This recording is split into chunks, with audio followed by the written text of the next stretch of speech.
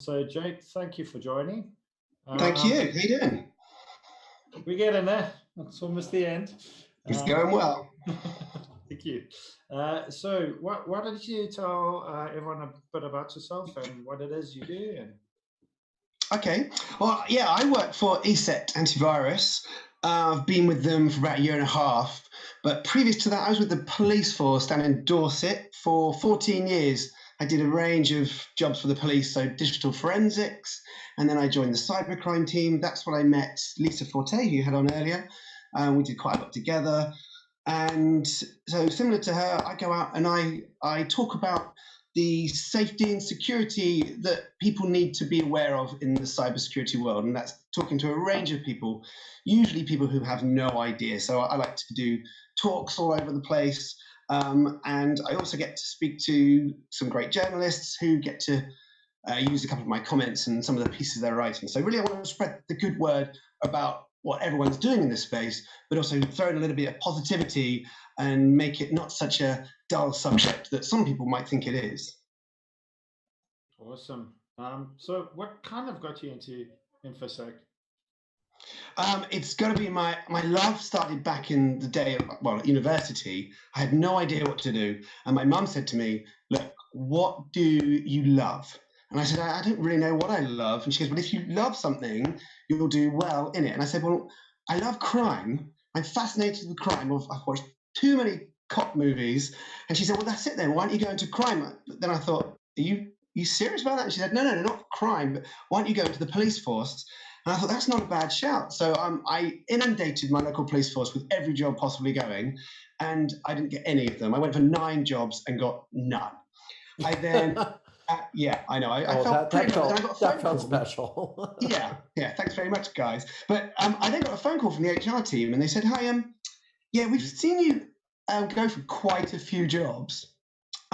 We've got something that might not be what you're after. It's a filing job on very little money, and I saw my foot going into the door, and I said, I will take it. I am Wow. all over this. Gutsy And move. so, yeah. And then a couple months later, I was chatting to who I didn't know was the commander of the station, and I went and sat next to him. And I said, so what do you do here then? And he looked at me and he said the famous words that I've always wanted someone to say to me. And he said, do you not know who I am? I said, no, I don't. While I'm eating my sandwich next to him. Everyone around started to move away and went, oh my God. And we suddenly just chatted so much. And he said, this is perfect timing. I'd love someone with your background. I did maths and a bit of computing at university. And he said, we need someone to look at the statistics around analysis of crime. I thought, yeah, hey, I'll give that a go. He gave me loads of training. And from that moment, I just loved it. And I carried on into then the computer crime department, which was high-tech crime back in those days.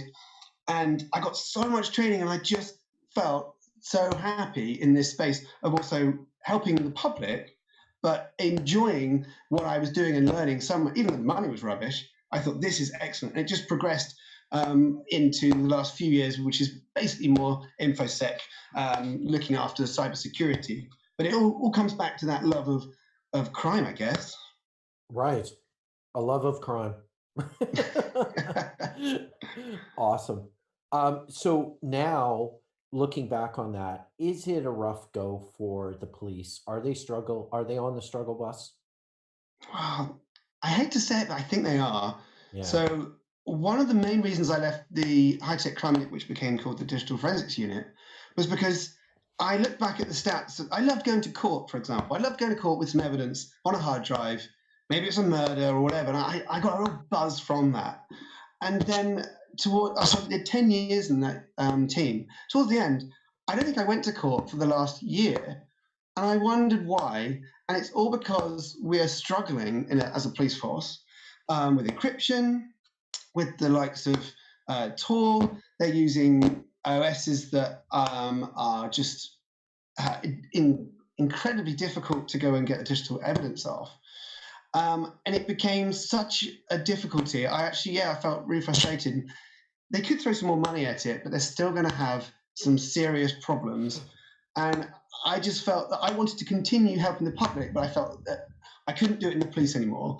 So I wanted to move on And although I'm working for a huge company now, I'm not in sales. So I just go and spread the word about what people can do about how to stay safe online. Brilliant. And so do you think like the police need to do more of that out of sort of community, get out there, talk to the businesses, talk to the people? Yeah, and they are doing this. They are, right? Um, yeah, so they've got the cybercrime teams, and they started with these protect officers, and they're all over the country, and they are doing a great job. I know there are even Scott McCready earlier. He did a lot of help with them, and so there are some really good people out there doing some fantastic work. But yeah, it probably needs more people like that to do that prevention aspect. And it's great that it's coming from the unbiased police rather Yeah, than a company doing it. But right. there's only so far they can do, because when people have been hit, they they want to go and blame someone. Of And course. sometimes the police get a bit of a hard time for this, I think. Yeah. Sometimes they don't want to take on the responsibility themselves. Hence, the prevention is absolutely key, but they've got to be creative in how they're doing it. You've got to make people realize how important it really is. And so, therefore, you've got to make it fun. Definitely, because it needs to resonate. And if it's not fun and interesting and sort of connected, it's, and I think Sean used the term earlier about 28 hours ago when we started this thing, death by PowerPoint, right? Yeah. So And now let me ask you a question. mm, Is this cybersecurity awareness program that is happening, is it relevant to the threats that you see in 2020 and beyond? um, well, definitely with the smaller forces. So, like Dorset, Yeah. it's littered with SMEs. We've got loads of small companies that maybe have under 10 employees, of which they're all wearing many hats, as you're aware, and they don't really want to necessarily think about cybersecurity. They might be of an ilk that wants to stick their head in the sand. And Right. so those guys have got to be given tailored advice that doesn't upset them, doesn't scare them, but it makes them listen, and it doesn't have to necessarily have a price tag, because they'll usually just think, oh, it's going to cost too much money, or we haven't been hit yet, so whatever. But so it's a difficult mix, Hmm. but it is working and it is getting there. It's going to take time, and it's great when you get big companies working alongside forces, and programs like the Cyber Essentials. They can go and talk about to those people that really need it.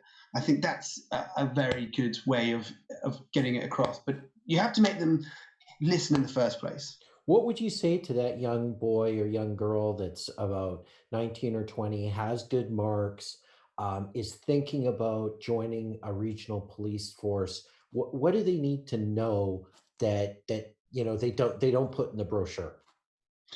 That's a tough one, because joining the police force is, I think, quite difficult if you want to go especially straight into that niche area. Yeah, I mean, you It's never not, will, right? Like the yeah, usual thing is you on 3 or 4 years of general patrol, and then if you tell them that, oh, I really like water sports, they'll put you on high level rescue. If you say you like high level rescue, they'll put you on the scuba diving unit for body recovery, right? yeah. So There's a certain sadism in police work. yeah, if they really show that passion for it, they probably will get heard. But it's so difficult to even join the police force. You have to have an array of skills. Right. I mean, the number one skill is communication, Hmm. but it's you've got to prove in so many different areas that sometimes I think they're making it tough, because they want an all-rounder, an amazing person in every area to join, say, the regular police. But then not everyone is an all-rounder in everything. Right. And I went through it a different way. I just basically said, hey, you got to hire me. I just want to do anything. I don't know if that would necessarily work nowadays. I think it's possibly easier to go and get known first. And I think getting out there, I mean, with the likes of Twitter, blogging, vlogging, there's so many platforms, way more than when I started out in 2004, to get your views out there. And if you get known, I think there's probably more chance that if you were to then throw in your name, it might be noticed. And that goes for private and public, I guess. Yeah. But isn't it true though, you also have to have a deep, strong desire to be paid a pittance in comparison to what you would make in the private sector? Yeah, I think that's the payoff, but it didn't bug me because No. I really did feel like I was giving back to the community. You know, Yeah. going to court for my first time. I mean, at the time I was so nervous, but looking back, you know, it's a fantastic experience. I did feel at the time that I'm doing something good, and especially when you're dealing with A people that have criminal. committed Yeah. horrendous child offences, and you might be so nervous against a jury of 12 people who are thinking, you know, what the hell's going on here? And I get to go and deliver that evidence for them to make up their minds. That really is part of the system in the UK, that when it works right, obviously it doesn't always, but when it works right, it feels so good. And you come back, classic, get the donuts out, you put someone away for the right amount of time or help towards that investigation. It's a huge team effort. That's amazing. And you don't necessarily get that in the private world. I mean, I've only been in the private world, 18 months, but Right. you get that family feel. The very few people leave the cops. And the amount of people in the cops were saying, well, why are you going? Yeah. What's going on? You haven't done 35 years. This is odd. Because you don't, and therefore it becomes a family. And I love that family feel that you get there. Yeah. And so The you don't camaraderie. necessarily care about the cash. So it's interesting because we talked to Hacker Fantastic and we've talked to a few other people about sort of law enforcement and the challenges in law enforcement. Yeah. But there is certain training that you get in law enforcement, like digital forensics and intelligence, criminal intelligence, that you really can't get anywhere else. And those skills become very highly paid civilian skills. Yeah, I've loved all my courses. Yeah, that's absolutely right. There's some really good training programs out there that if you look at, some of them you can do privately, but those prices Oh are yeah, hell of Tottingham's OSI Int course is like 5,000 yeah, yeah. quid. You Yeah, just have to put your hand up. If you want that, you just put your hand up and say, "Hey, yeah, I've got an idea," and they go, "Yeah, right. What are you doing in 3 weeks' time? You're going away for a week." that's And right. I love that. Yeah, suck up as That, much that training as you can. Absolutely, and they are really heavy on. I mean, not only that, they are fantastic at annual leave and flexi time, which is always a winner, which you don't get in the private world. And free bus rides, right? Free TFL, Uh, or you pay 50 quid and then you can go anywhere, right? Something. I don't know about There are some good that. deals. So, Yeah, I mean, I wouldn't. There are deals in some restaurants, but I wouldn't ever always show my identity cards if you're in some restaurants because it might come out Yeah. with something Okay. else in it. Yeah, gotcha. the one thing I wanted to ask is, so we've had a few people on talking about partnership between the police and the private sector. Do you think that's improving? I don't know. I got asked this question the other day, actually, by a regional cybercrime team, and he was getting quite stressed with the tech world. He was saying, "Come on, you're all pretending that you're all into CSR. Let's all actually work together." But we were discussing that at the end of the day, companies are there to make money, and if people in positions don't make their quota for whatever length of time, then they are going to possibly get moved on for not making that, or at least be told, right, you've now got to make X amount in this amount of time. It's not the same in the public world. It's very difficult to align those two together. The public and the private, it's going to be difficult to make them all work together. You can get them around a meeting, that's fantastic, but they've both got different agendas, and so it'll always have those discrepancies and difficulties. Okay, interesting. Some really interesting stuff. Is there anything that we could do to help, perhaps? What, with working with the police forces? I guess these businesses, they want to hear fun stories, and there's only so far you can go and talk about the police. If you were to go and give an interesting story, and that's basically where I like to go in when I do my talks now, is go and give an easy to digest story that has a message at the end, And there are loads of guys that you've been speaking to today that are so fantastic at doing this.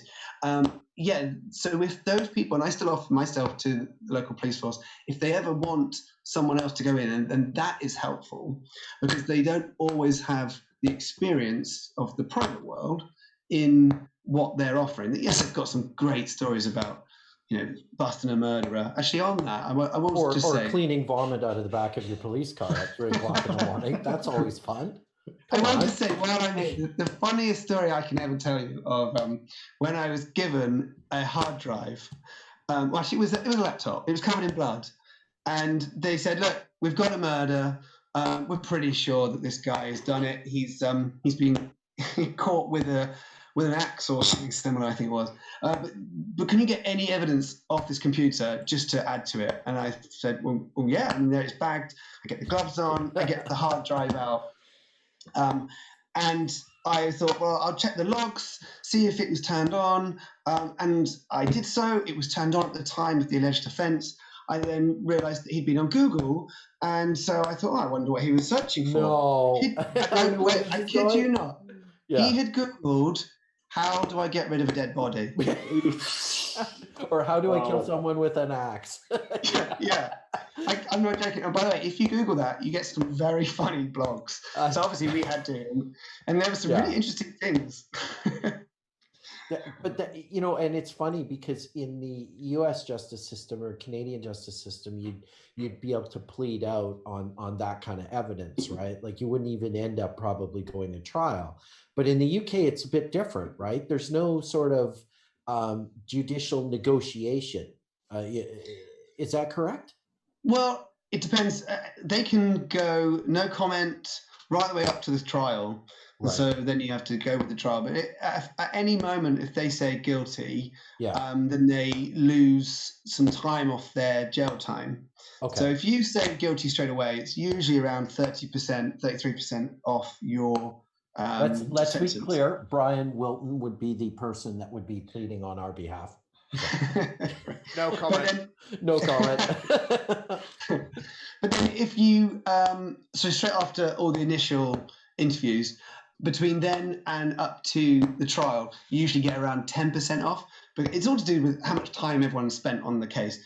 Right. And then if they're still saying that they are completely innocent, and then the trial goes ahead, then it has to. But it depends on whether I'm called for court back then with the evidence, because I would always give the evidence to the case, and they would read through it, and it would be up to the defense team to decide if they want me to go and present it. And sometimes they're looking for the discrepancies or mistakes I may have made in an evidence pack. Yeah. I mean, the smallest of things. I got caught up once because I'd said that it was out of 5 pages, but it was only out of 4. And they'll try and pick you out on those little bits and say, look, if you can't add to 5, then can you really do digital forensics? I mean, it's a good question, but this is the kind of thing that would go on in court. But I kind of like that because it's like theater.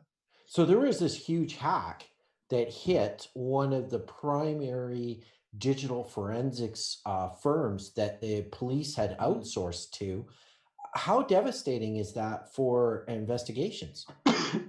Well, yeah, you can imagine the defense team would just be lapping that up.